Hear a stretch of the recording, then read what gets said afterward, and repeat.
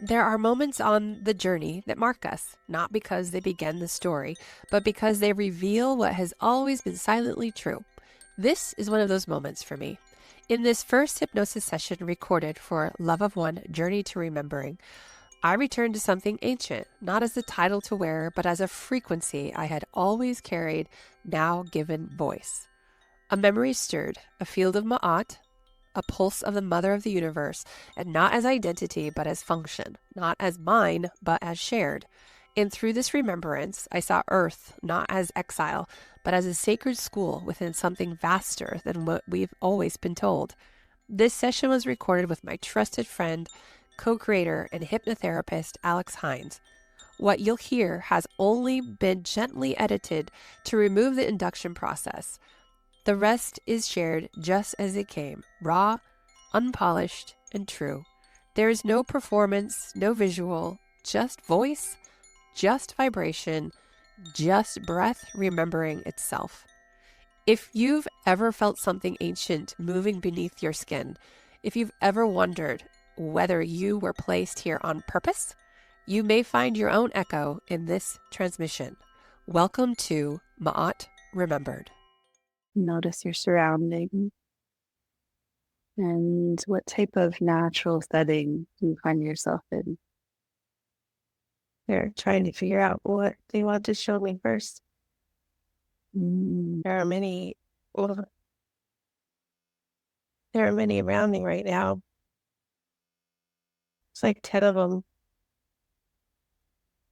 and where are you? I'm I'm on a spaceship, and I love I'm at the center of it, and I'm a big bright light. I'm like this purpley, pink and yellow, gold, really, really, really big, like orb. And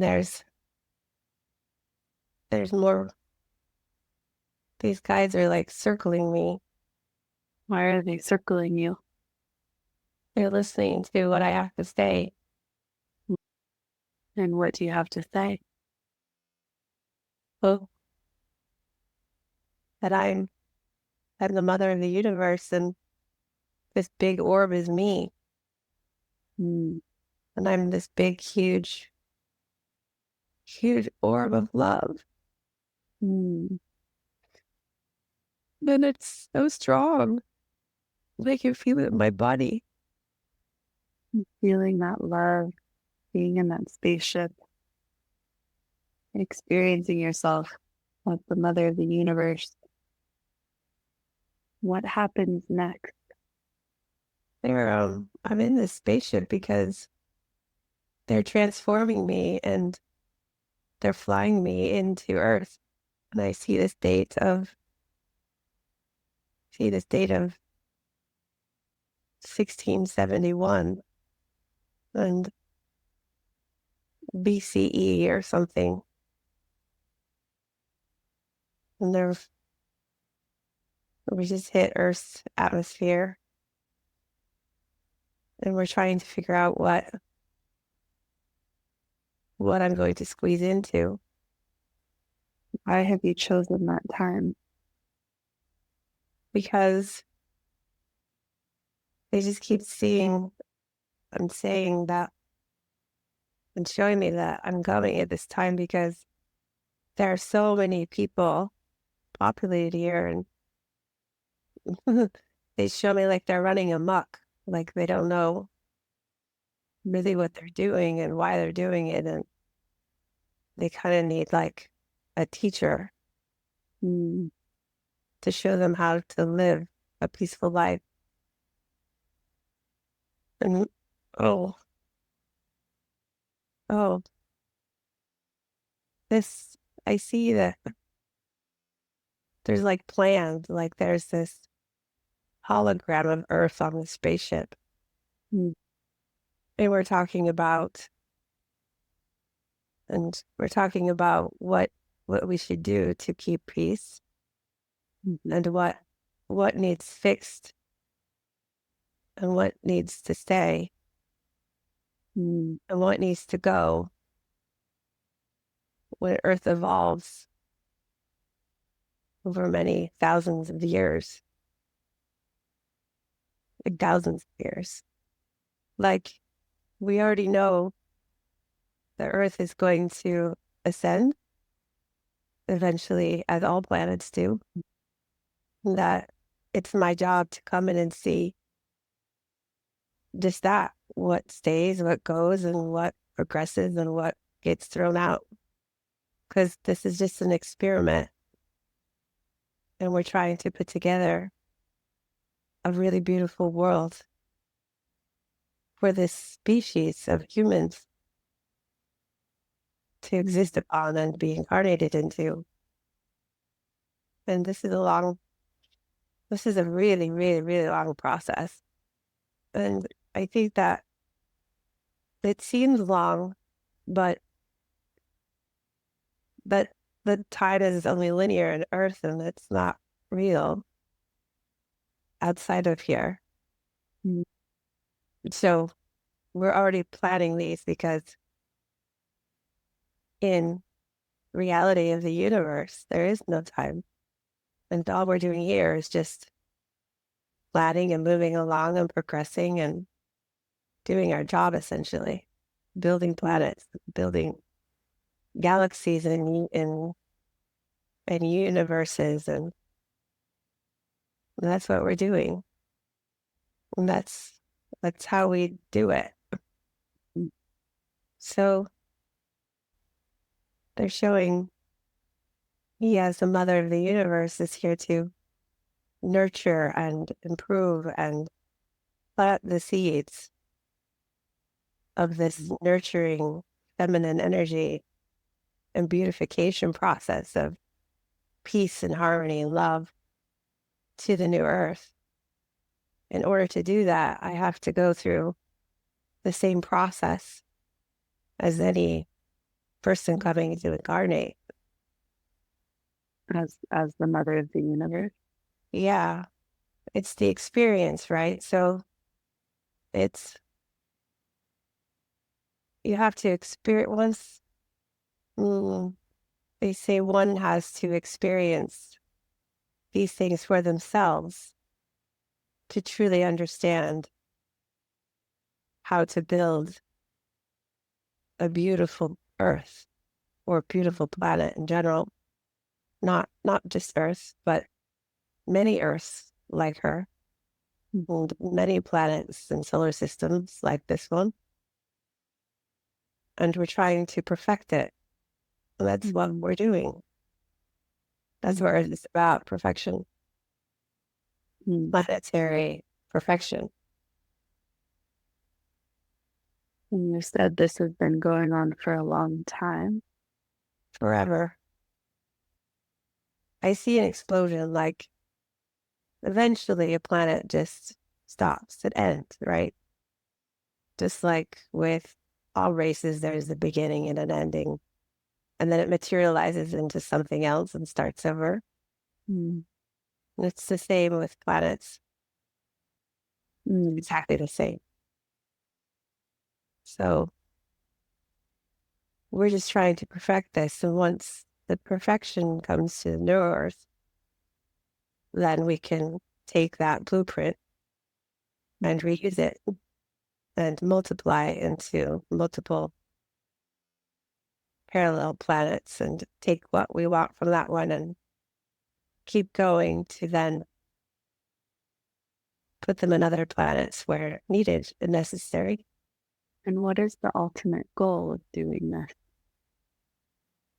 The ultimate goal is striving to live in harmony and peace for all races, all species, a planet of oneness, of love, pure love, kindness, harmony, beauty. Earth is one of our most beautiful creations. All of her beauty. The other planets have pieces of her beauty, while she encompasses all of the beauty. collectively. Diet is one of our rarest beauties. That's why it's very important that we all help her. She is more special than other planets in all different galaxies. And so where are you now? We're getting closer to where I need to be dropped off. It's a desert-like setting, but not the desert it is today. It's more plush and green and grows fruits and there's water and beautiful green trees and grass.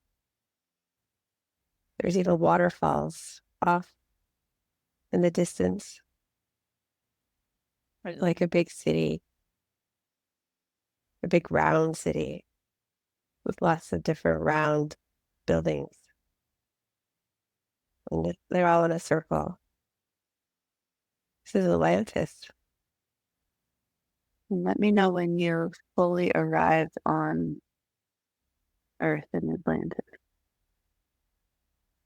We're hovering right now. We're trying to decide where to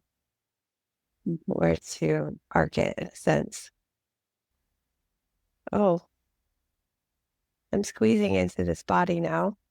It's really tight.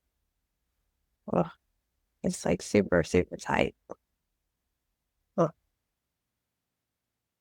makes my body feel constricted so hard. Yeah, let me know when you're fully in this body. I don't know how people wear these things. Oh, very difficult.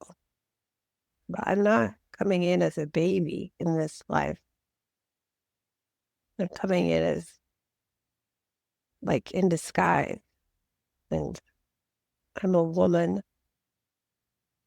and brown skin, dark hair, blue eyes.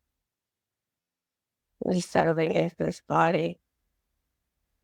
As you settle into this body, notice your feet looking down in this path-life body. Notice your feet, feel your feet on the ground. Yeah. I'm wearing these sandals and they kind of wrap around my legs a bit. They're open for the sun to hit. What color are they? They're just like a brown leather, like a light brown leather. And then I'm wearing this like white, like robe that's kind of short. So you can see my legs. It's a hot day. The sun is really big. Like it's really close to Earth, it seems.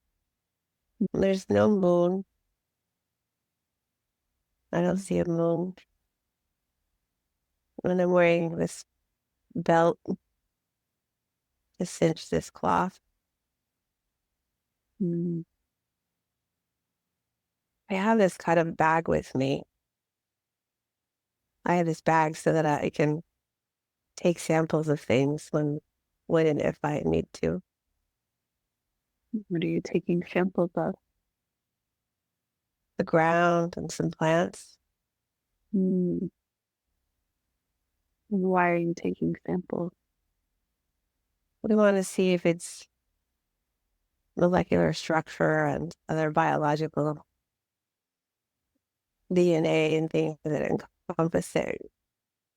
We can take pieces of it and turn it into other plants that belong here, Mm. should come here. Mm. I don't do anything with them myself. I just collect them as I feel consciously aware of what needs to be taken. And then I bring it back and give it back to other people, other beings to look at that and make, test it, play with it, grow, make new things to seed here. And what's the purpose of that? To help the human race. And it's for things like fruits, vegetables, healing plants, making sure the soil is, I take soil samples to make sure that the soil is good enough to grow these things that we seed here, and that it works with the sun and adequate amounts of water. Because over time, the Earth's weather patterns change, and we want to make sure that whatever we're seeding works with the time frame in which we're seeding, with the weather patterns. And when you say we, who is we? My crew, I have a crew that also shoved into these bodies. Those 10 people that are listening to me, they are my crew. And where are they now? They're with me on Earth right now. In the lifetime we're in at the moment, in this desert. And what else is going on around you? We're just kind of not off, and we're kind of looking around. We're looking at all these buildings and the water and how everything is constructed, and this hierarchy system that is here in Atlantis. And realizing many that were here were from Lemuria, and that Atlantis will have a great destruction soon.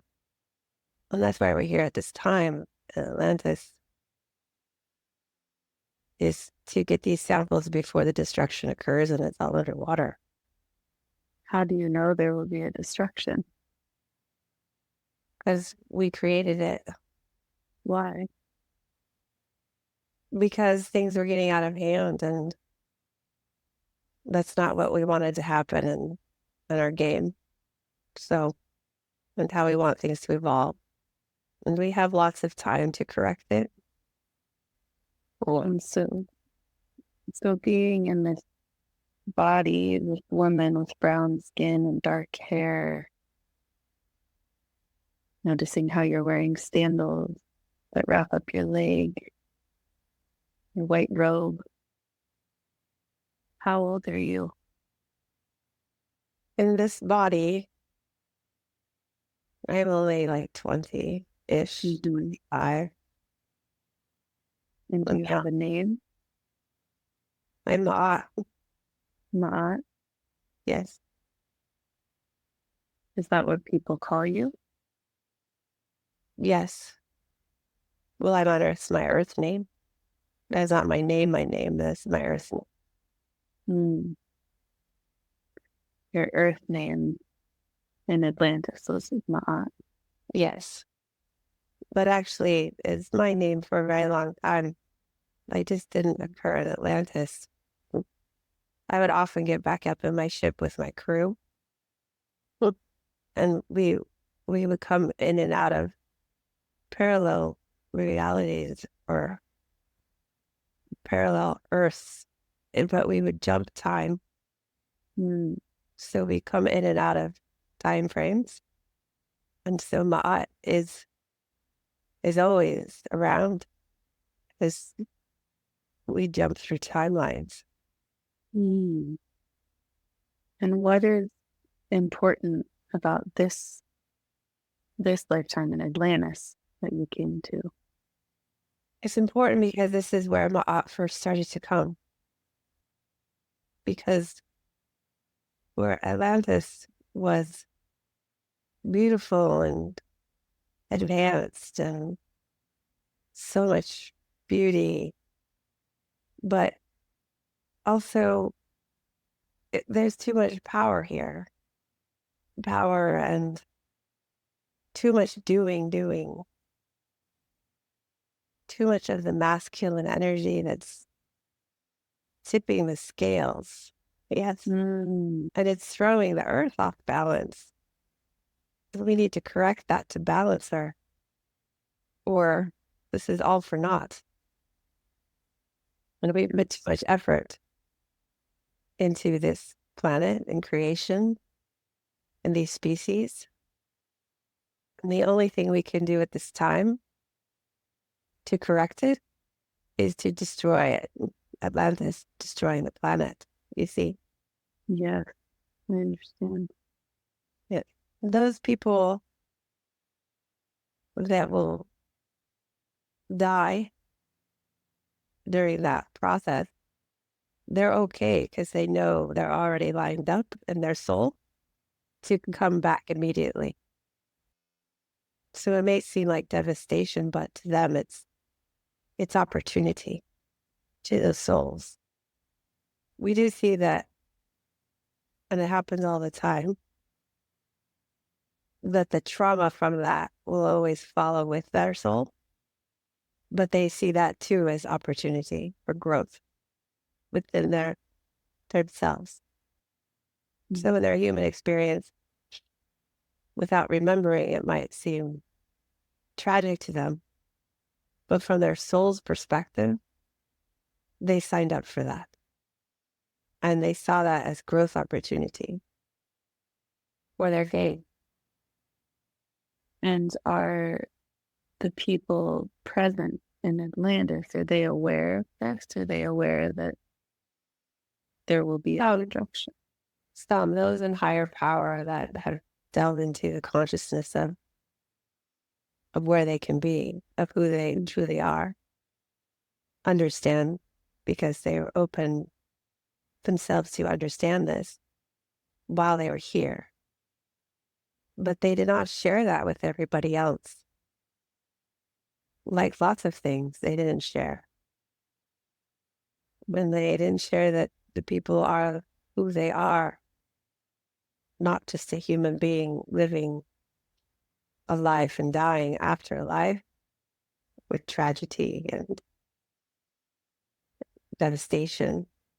But the point, the original point, really was Atlantis was creating beauty and harmony and peace with their technology and living a beautiful life.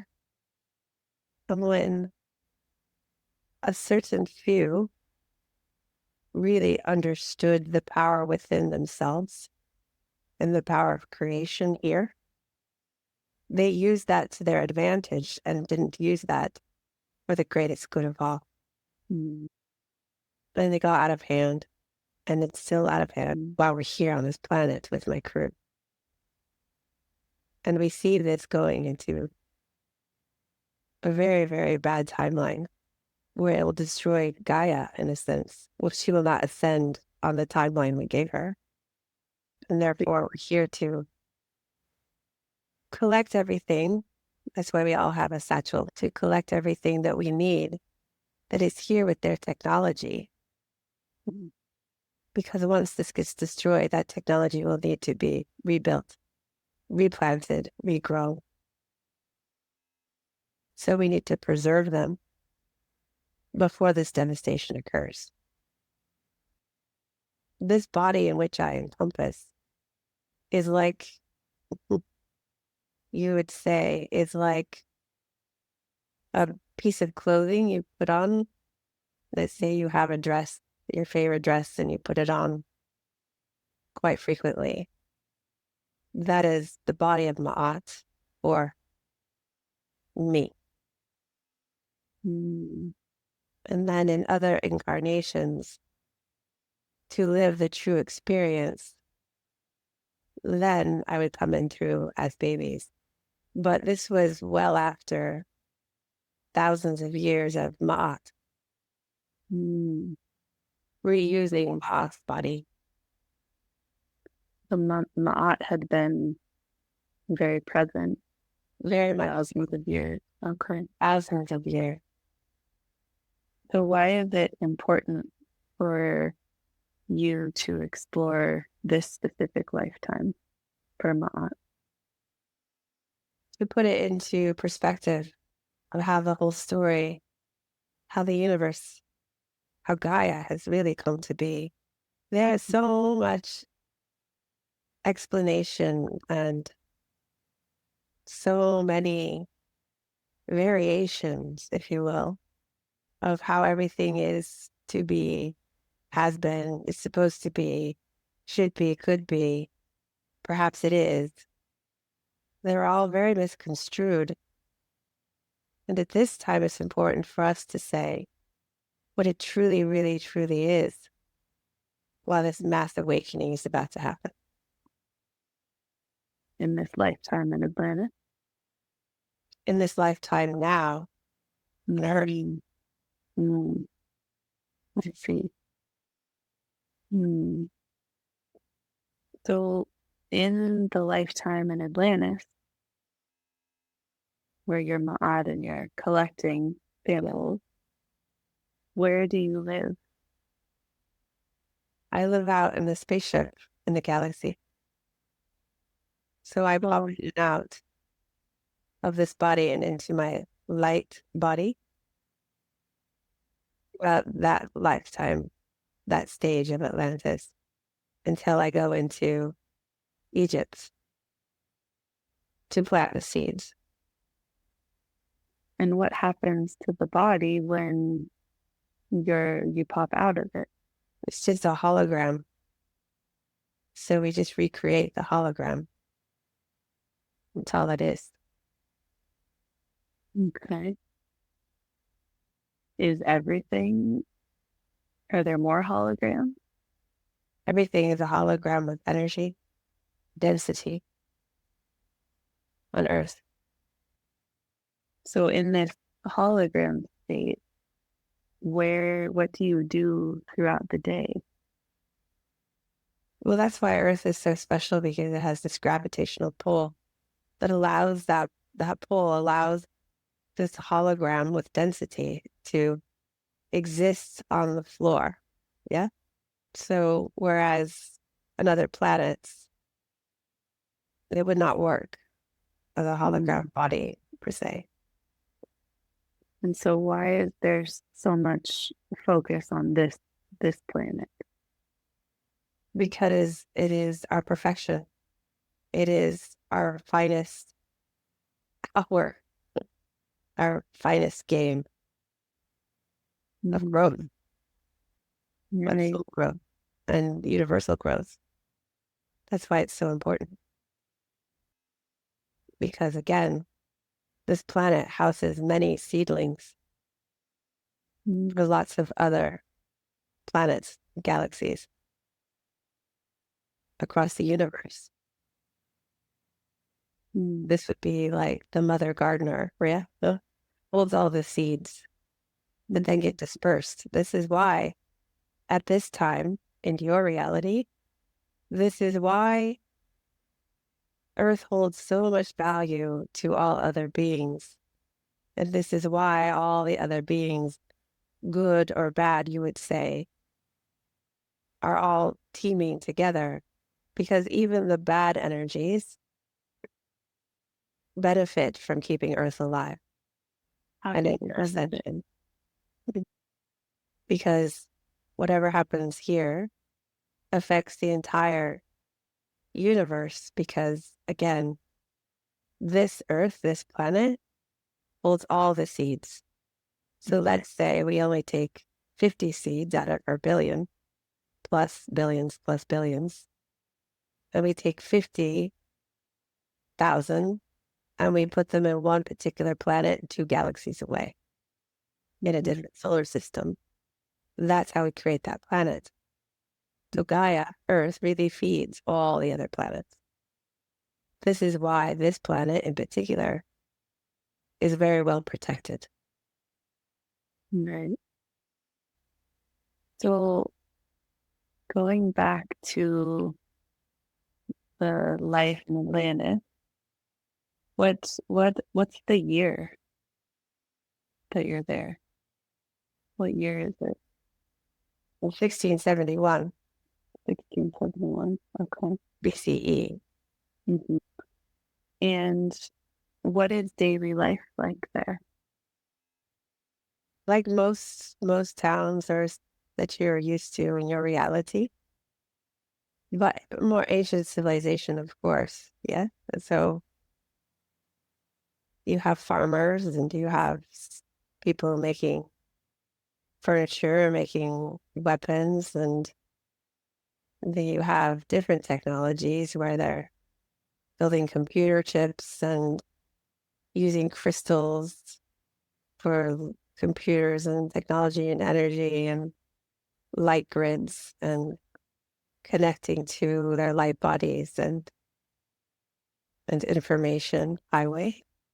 And then you see lots of buildings being built very high rise, and they're very shiny and bright, and they get most of their energy from the sun because they are built with crystals within the very small details of their walls, of material used to build such buildings. They understood how to use it all. Yes. When you tap into your consciousness at such a high level, you can do anything. Any of the mystery schools or mastery schools, whatever you want to call it, it's all the same thing.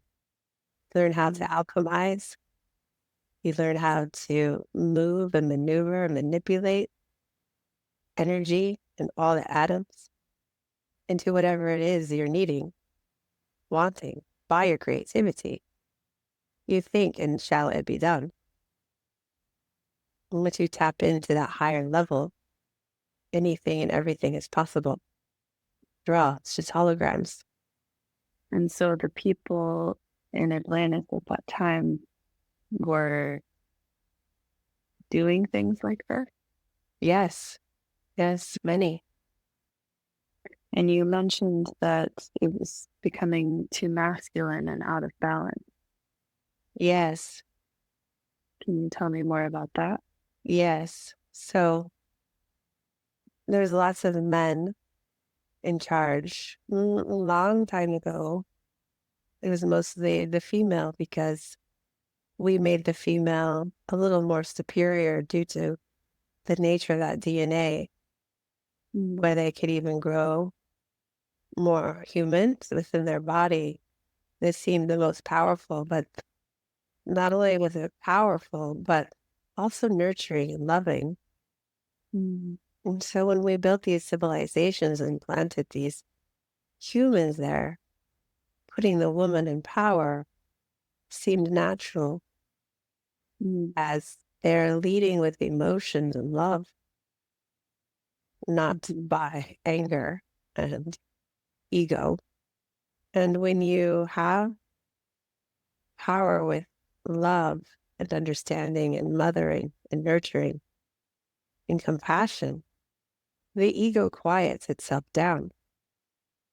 Whereas on the other side of the scale, with the masculine energy of doing and going and doing and going, they're never being, and they're always working from ego. And ego ignites the anger and rage and the wanting to do better, the competitive drive. Well, then it happened when Lemuria was still around, and some men understood the power which they hold, and then the power of crystals and how they can alchemize things. And then they saw great power in that, and they kept it to themselves. And then they sought out many different civilizations with women leaders, like Lemuria, like Mu, like the cave people. And then beauty just started to be taken away. And so when we look at the blueprint of Earth and where we want it to be in its perfected state, we look back at the things that did not work. One of the things that did not work was this power of the ego and control, and them not sharing with the rest of their humanity, their community, on how to make their world better so everyone can live in harmony. Everyone had equal of everything. At a perfected state of the world, it's just that, right? Everyone is equal. Everyone is one, the power of one. Everyone has same advantages. Everyone has the same perfected state within themselves. Everyone works with their community. That has been lost. That has been lost.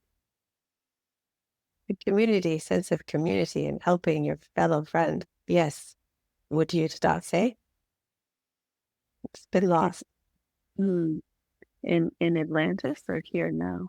Lost in Atlantis, lost in Egypt, lost in medieval times, lost in war, lost in different countries, within lost completely in this time. And how does this relate to what you're doing in Atlantis?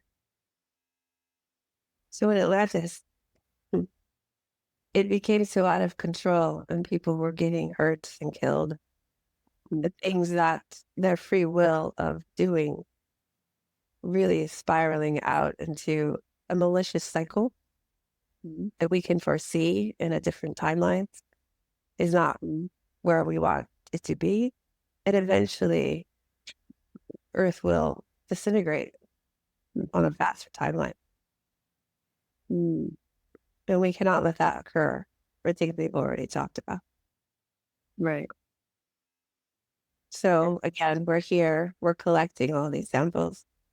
And then in 5 Earth days after we leave, or so, that destruction will occur. And then we will go to Egypt and we will rebuild and replant, but in a different way. A more constructed and more thought through way. Right.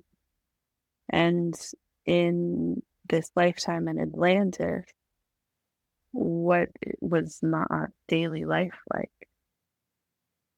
She would go collect and observe. No one really knew her in the time of Atlantis. Okay. She kept herself very quiet with her and her crew. She always had her crew of 10 with her at all times. They were often disguised with robes over their heads, right? Like a hood. They would also hide within different parts of the city and would not draw attention to themselves. And why not? Observers and take notes and take samples when they saw fit to do so. Right. And did she have a family? She did not have a family at that lifetime of Atlantis. She was there on a mission. Okay. And so if you could go into a day in that lifetime, what is it like? So the day in Ma'at, she would venture around. She's walking a lot. She'll walk all the different paths and circles and sections of Atlantis. She would stop and buy apples or whatever fruit. She would often talk to many, many, many people throughout her day, observing their conversation, observing their looks, observing how they interacted, observing how they ate, what they ate.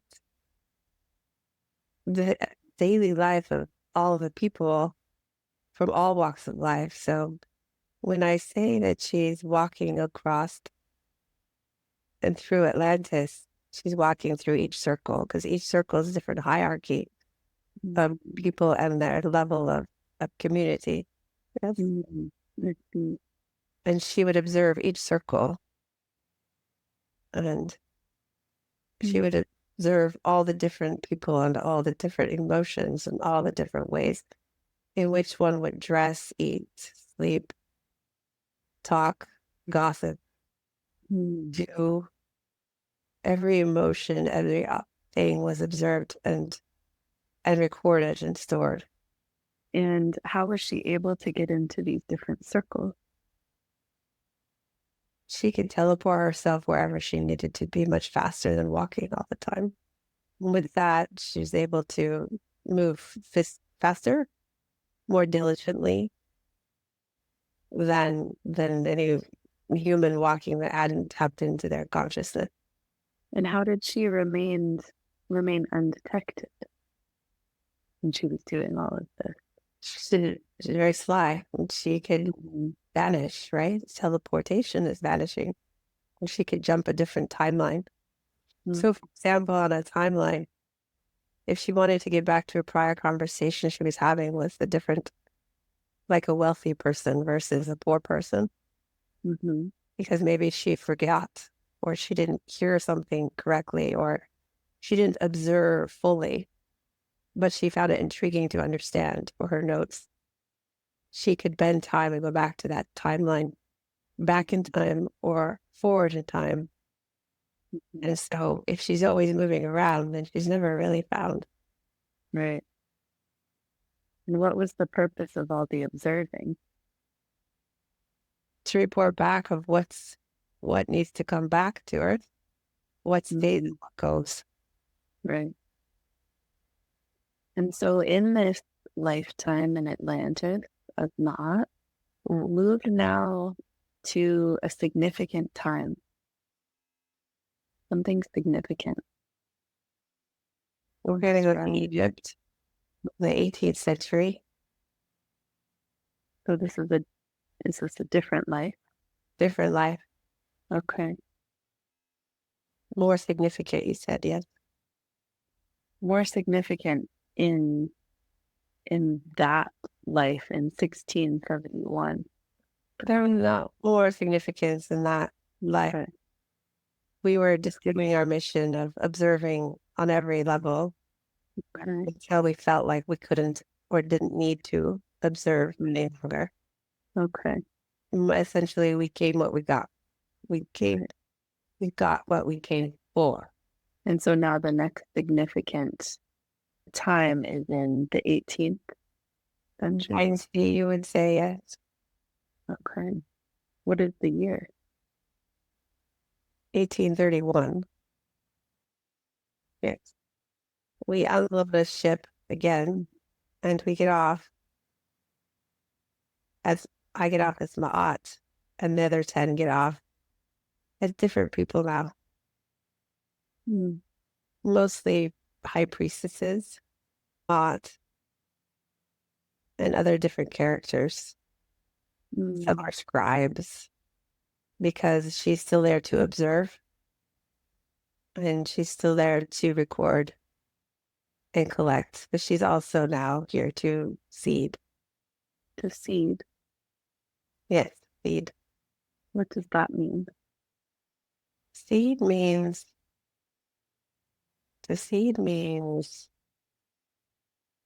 taking things and planting them into consciousness or into the earth's consciousness. Not a seed like I have a seed and I'm growing something in the dirt. It's more of a conscious level, more of a DNA also level, because DNA is consciousness, is energy, alchemy. And why is it important for her to come here now to seed and observe? She needs to help the people become better people. So her seeding is really seeding consciousness and morality within people, in their judgment, their personality, their values, how they treat one another in their community. That is her seeding. And what part of the earth is this on? This is in Egypt. Egypt. And now in this body and this life in Egypt, becoming aware of your feet, describe your body. I am wearing sandals that are brown leather, a little darker. They wrap up my leg. I have a short robe still, but this time I have more jewels on me and jewelry on me as this is the time, this is the look of the time. Well, I have a headdress on, and we wear a little bit of makeup from that we gather from the plants and the flowers and the vegetation. And about how old are you? I'm still about 20-25. And are you male or female? I am female. And are there, I'm still Ma. okay, just in a different body? Same body. Same body, okay. So do you use the same body to be in different lifetimes? Yes, I do, for a while. Okay.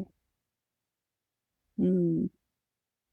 And so what is significant about this lifetime?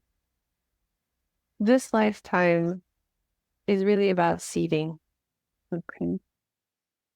planting consciousness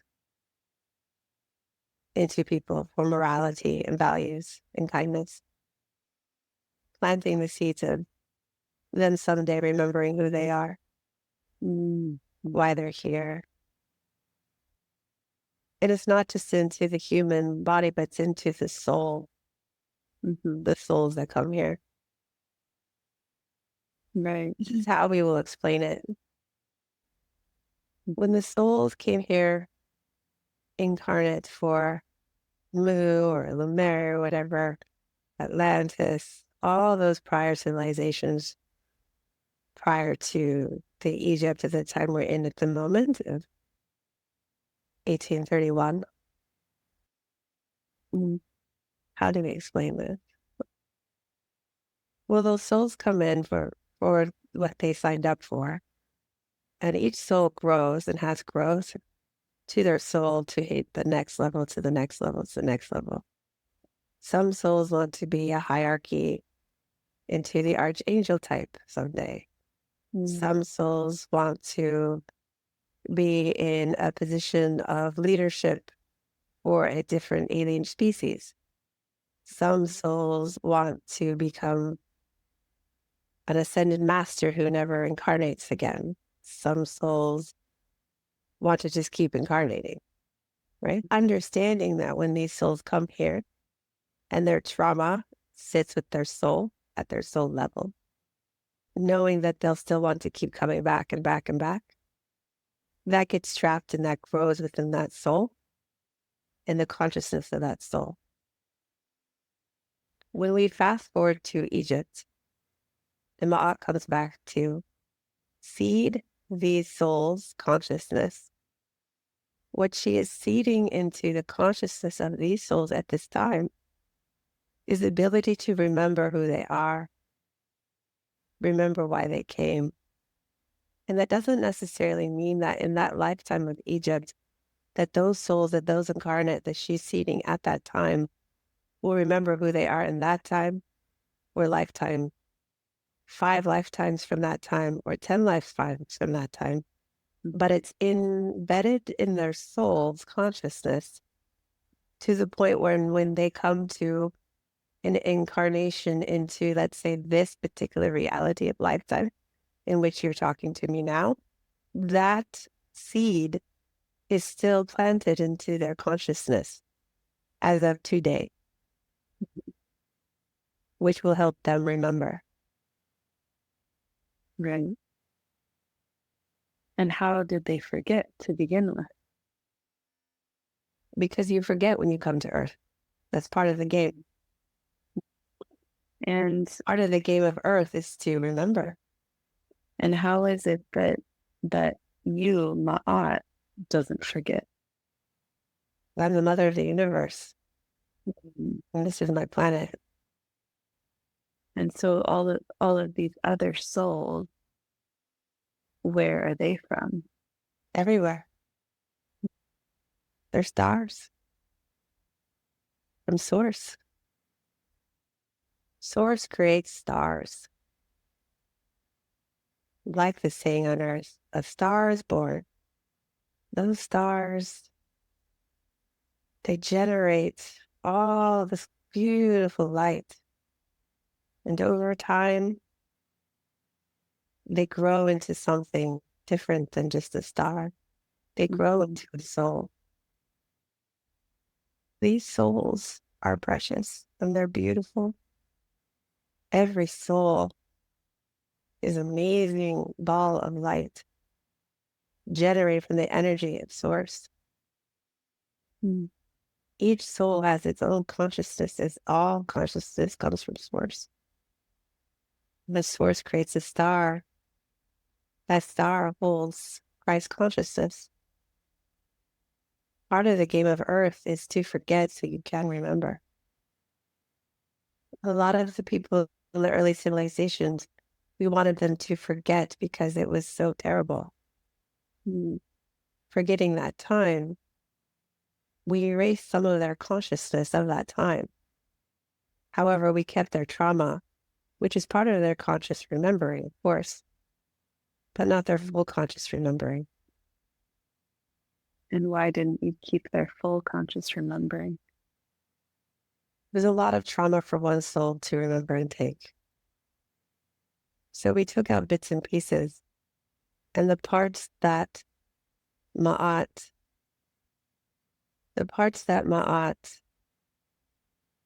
were collecting, parts of those were reseeded to certain people. From those times, certain people were seeded certain gifts from those times in the time of Egypt. So it is not like, let's say, she collected something that was alchemy. Yes? The act of alchemy, the gift of alchemizing. It was perfected in Atlantis times. Okay. On Earth, for example. Many were, but we're using this example. So people in Atlantis, the higher men who understood their consciousness and their gifts within and who they are, unwrapped the alchemizing, the act of alchemizing thing. They started to remember who they are and how. But they used it for the wrong purpose. They used it against the good, not for the highest good. So, for example, when Ma'at, took that sample, then they regenerized it, added to it back in what you would call a lab. When she came back to Earth in the Egyptian times, she would bring that new alchemy energy, alchemizing energy, the ability to do. And let's say she only gave it to a quarter of the population. She only seeded a quarter of the population with that alchemizing gift at that time. And why would she only feed a quarter of the population? Because everyone on Earth should be unique. Otherwise, there's no diversity on Earth. If everyone was the same with same gifts, same knowledge, there's no room for growth. There's no room for balance. There would be no balance, ever. And Ma'at knows this. Yes. So when people refer to Ma'at as balance against morality or life versus death, what she's really talking about is seeding those. What seed do they get? It is not to say, and these are part of the principles that are misconstrued in today's writings. It is not that one either passes life or passes death and either moves on to a better life or gets eaten by the darkness. That is not true. That is false. What Ma'at is doing is she is deciphering what seed people get for their next incarnate. Wow. It's the seeding of the gifts of which they are warranted to obtain. If someone had a life where they were egoic and would torture people or judge people or any of those 42 principles, they will get a different seed over another seed offering. So that when they incarnate next, they would have something a little different to make their lives a little different than the last life. So it wasn't weighing against going back into eternity or being good and coming back to Earth. It was you're coming back, but to which degree of which seeding you're coming back as. This is Ma'at's job. She is weighing the balance of Earth, of the universe, by deciphering which seeds each soul from that point should get from one lifetime to the next lifetime to eventually become the highest of themselves. As everyone is striving to be the highest self here, that is the game. The game is becoming, understanding, and knowing one's highest self. And once they understand their highest self and they become their highest self and they step into their highest self, acknowledge their highest self, say, I am my highest self. I am the mother of the universe. I am Ma'at, in a sense. That's when they end the game. That is when they won the game and they step into the role in which the soul is always after. The archetype of the angel, an ascended master, a leader in a different civilization, a different planet, different universe, different galaxy, and a different being. Once they get through Earth, then they can be who they ultimately set out to be.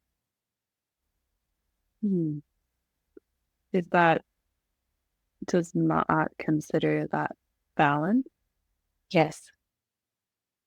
The balance of feminine versus masculine energy on this planet is really the balance within each of us to become our highest self that we could possibly be. That is true balance. We would say it's out of balance at this time in this reality in which you're talking to me. The out of balance is that people aren't reaching collectively to their highest self. Right. They are denying who they are. They are denying the right to know. Other entities are forcing the denial of the other people to reach their highest self. Similar to that as Atlantis, but with our force and time and our timeline of events, we do not have time for mass devastation like Atlantis, because Earth is almost anew. We do not have time to replant, reseed. She is on her own timeline, time frame, advancement. So what needs to be done now? Everyone needs to be awakened so that they achieve to be understood and awakened to their highest self at the timeline of the new Earth. If they do not, they will not be in the new Earth. Their souls will not incarnate back. Therefore, they will never reach their highest potential as a soul. And what happens to the soul then? Then they just stay as they are. And they don't continue to evolve. They do not continue to evolve. They can continue to incarnate into Earth of a different timeline, of very past timeline events and past timeline Earths. But they will never advance their soul's growth. It remains idle. But we want everyone to have the chance for soul growth. That's why we are making every effort in this timeline of reality in which you talk to allow everyone to have that potential of growth. Therefore, that's why everyone is stepping in at this time. All these star seeds, all these light workers, all these beings, and just myself, have come in at this time specifically to awake people to their highest self so they can reach their highest soul's potential. Mm. This is why everybody cares. Everybody outside of your solar system and outside of your planet. This is why at this time there are many hovering around your planet. This affects everyone universally across many galaxies and universes, because each soul can travel across galaxies. Yes? And there is a waiting list, as you would say, to incarnate into Earth for soul's advancement. Earth is like the big soul advancement school. And so if you can imagine, if people do not advance to their highest self and graduate from Earth school to become the archetype of an angel or an ascended master or a different being and a leader and things that we've discussed, then new souls cannot come in because old souls have not left, like recycling or open spots. If one does not leave entirely, a new one cannot come in. Because the population of this planet can only be so much. And people only incarnate over and over until they've grown to their highest potential to leave. That's why it is said that if people don't learn their lesson in one lifetime, they come back until they do, which is another reason at this time there's a lot of work to be done and lots of healers coming on board to assist people in healing that trauma so they can move past these recycled patterns in which they keep incarnating into. The whole purpose of this time of awakening is to graduate a very big class of souls. And how does Ma'at play into this in this timeline? It is her idea. It has always been the mother of the universe's idea. Ma'at is the universal mother. They are one and the same. Angie is the same. It is one soul. This is also misconstrued quite often in your humanity thinking. How? When you're a soul, when you're a star born from source and you grow into a soul, that soul is you. We are one collective consciousness, but your soul is your soul. Your soul moves through multiple lifetimes. Your soul is immortal. Your soul always continuously moves through. Your soul may have 80 lifetimes, but your soul is your soul. You can borrow energy essence from the collective of souls. That is just a seed. Ma'at was giving these seeds. So, for example, when one would say, I have the energy of Mary Magdalene, we would say Mary Magdalene is her own soul and her own incarnate. But you may have been seeded some of her DNA, so you may share in that consciousness of Mary Magdalene in your soul. This was the idea formed by Ma'at, formed by the mother of the universe. This is how it works. And how is it determined what seed different souls will get? By the lifetimes in which they chose, and by who they ultimately want to become as a soul. It's all predetermined. It's all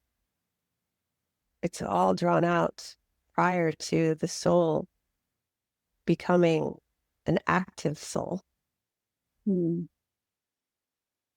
So when Source bursts, you would say, a star, and the star meticulously, miraculously becomes a soul,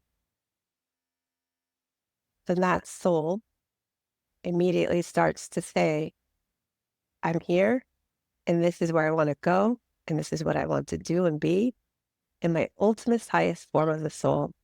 And these are the actions I'm going to take to get there. And these are the lifetimes I'm setting up for myself. And these are the other souls I'm working with to get me there, to achieve my ultimate highest self and my ultimate soul's goal.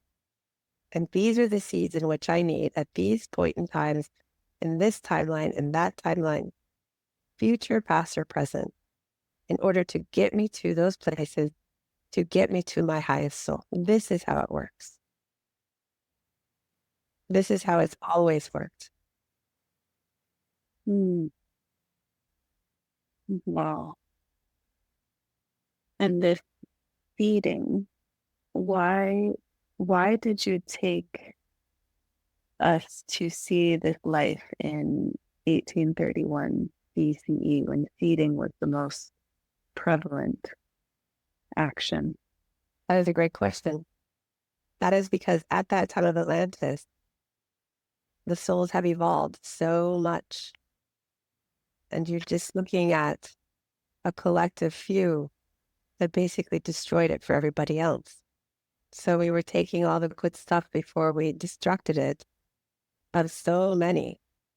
So in that time of Atlantis, when Ma'at and her crew were there, Collecting? they collecting, yes. When they were observing, they were collecting all from those they observed. And they observed all walks of life, at every level of life, at every knowledge base of life, every experience of life, and their past lifetimes leading up to where they were in that lifetime. And that's why it was important, because in that time, it had evolved so much. It would have been the golden age. And so they were collecting all of that technology, all of that evolution. Yes, at that time of that golden age, so they could recreate it in Egypt for that golden age and essentially create a golden age of stopping where Atlantis was and picking it back up in Egypt. In Egypt. And then continue forward. So essentially, at that time, they were collecting all the good stuff that had advanced that they wanted to bring forward, while while the rest was left behind, which is the job of the Universal Mother. It had always been, and as we said in the beginning, the job of experience is to come in, see what we leave behind, see what we bring in, and see what we take forward. Atlantis, at that time of collection, they did just that. And then they exported it to Egypt to pick up where the good pieces left off. Right. Understood. And so you're showing us these lifetimes to understand these principles. Yes. And how it is relevant for Egypt. And eventually, as we move through this process, how it will be going forward. Right. Is there anything else that is important to look at today, or important for Angie and Alex to understand for today? Today was a broad overview of where we're going with this information.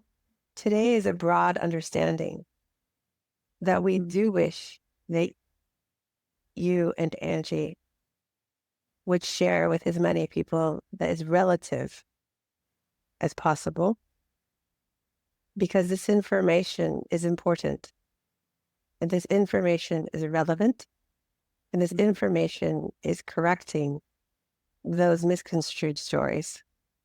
This information is setting the stage of what is about to be released as knowledge, as truth, setting the record straight.